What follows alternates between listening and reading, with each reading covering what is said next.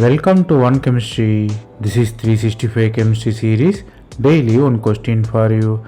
Here anthracene is given. It has two methyl group which is trans to each other. You have to find whether the given compound is chiral or not.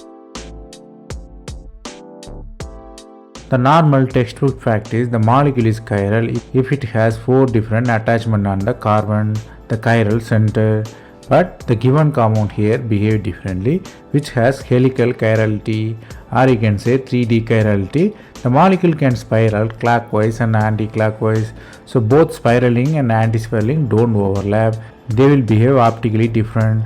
This kind of structures can be easily imagined with DNA and RNA. They don't have chiral center, but they are optically active because of the spiraling. The spiraling can be clockwise or anti-clockwise. It is like screw. Both will behave differently. So the given compound is chiral. The concept you have to learn here is the molecule can be chiral even without chiral center. Here chirality created by spiraling. That's all from this video. Thanks for watching.